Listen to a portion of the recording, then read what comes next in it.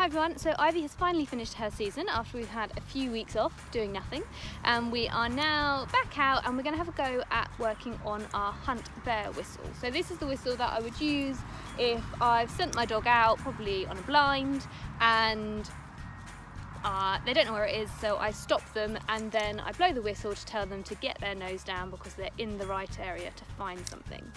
So this isn't something Ivy has done a lot of, so we are going to start from the very beginning and then just work it up and see how she gets on. Also, the fact that she's had pretty much a month off of doing anything means she's probably going to be a bit rusty, so let's see how we get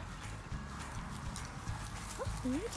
So for this session we headed out to a grass field. However, the grass had grown a lot more than I had anticipated, so it was a lot longer than I thought it was going to be. So if you are starting this out, I'd recommend you start on an area that has shorter grass than this. But I've got my marker post to set up a bit of a hot zone as we start out. She sat with me and she saw me place out a few items of food there. And then I give her the hunt there cue, which for me is a twit-twoo whistle sound. And then I give her my body language cue, which she already knows, to get her nose down. So it's new cue, then old cue, and then we get the behaviour. And over time, I gradually start to fade out the old cue, which in this case is my hand movement.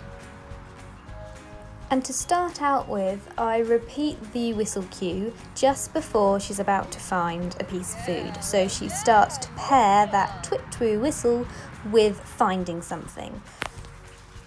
But then as you progress on, I just use the one whistle for her to find all those pieces of food, which I think is what I do in this repetition. And it's worth noting, when I first got taught this whistle, I was taught that it was a continuous twit-twoo whistle while the dog was hunting in the correct area. I was told it was a bit like the hot-cold game, so you blow the whistle continuously when they're in the right place, and as soon as they go out of that area, you stop blowing the whistle. However, one, you get really out of breath if it takes the dog a while to find the item, and also it's just unnecessarily noisy handling, so now it's one whistle and that tells her to get her nose down, and that's it. So Ivy's doing well with this so far, and as she has got a bit of foundation work on it already, I'm now progressing on to just blowing the whistle cue alone. If you find your dog doesn't respond to the whistle cue, it just shows you need some more repetition in those early stages. So that worked. But at this stage, she's still seeing me throw the food out to that hot zone, so she knows 100% that there is something there to find. So what we're going to do on this next stage is you'll see that I throw some food away to get her distracted. Whilst she's over there searching for the food, I sprinkle some food by the post. So now the food is being placed by the white post, but she's not seen it placed there. However, she has got a history now of finding food around the post, so hopefully this is setting her up for success. So I've blown my stop whistle when she's in the right area, and then I give her my hunt there whistle, and her nose goes straight down again, so that's worked well.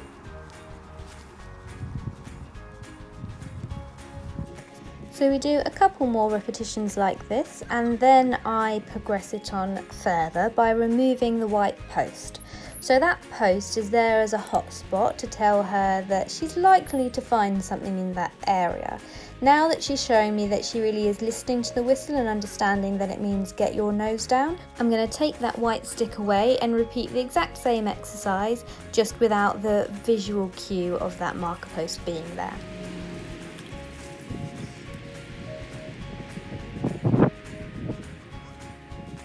So again, I throw out some food to distract her one way, and while she's over there, I sprinkle some food on the grass. Then once she's ready, she comes back into the area. I'm blowing the stop whistle in this exercise and then blowing the hunt whistle. You could just ask your dog to sit. I'm just introducing the stop whistle as in the future, when we're doing this, the hunt whistle will always follow the stop. So it makes sense to me to add that in now if I can. But when I was initially teaching her the hunt whistle, I wasn't using the stop because I didn't want to create any confusion. So whilst developing the cue, I only used the hunt whistle. Now she's at a stage where I feel like she knows what the hunt whistle means in this sort of setup, I'm adding in the stop. But without the marker post there, we still got success, which was nice. So I now set her off for a little bit of a break, and I'm moving us to a different area so we can start generalising this behaviour So I repeat the exact same exercise, throwing some food to distract her while I sprinkle some food in the area that I want her to search. When she comes back in, I stop and then blow my hunt whistle and she starts searching for it. So that's working well and is telling me that she is starting to generalise the behaviour and that she doesn't have to have that hot spot to get success. So I repeated that a few times on different patches of grass, and then we've moved to another area of the field and I'm going to repeat it again, but this time with a tennis ball. So I've thrown the tennis ball down while she's out searching for the food. I've lost the tennis ball temporarily, but then find it again. And then as she comes back towards me, I stop her in the right place and then blow the whistle to get her nose down. So the only difference with this exercise is I've replaced the food with the ball for her to find. And that's it really. So we've worked up from the very beginning of introducing her to the cue all the way up to starting to now generalise it. So I'm generalising it to different areas. One thing I'm going to start working on following this session is starting to introduce more distance. So she's very comfortable with the whistle when I'm close to her, but when I'm actually using that whistle she's going to be at distance. So I need to start working on doing the same thing but with me being a little bit further away from her each time to help add distance into that behaviour. But that's it. So I was pleased with that session, being one of her first kind of formal training sessions after her season. I think she did well. And as always, if you have any questions, please feel free to pop them in the comments.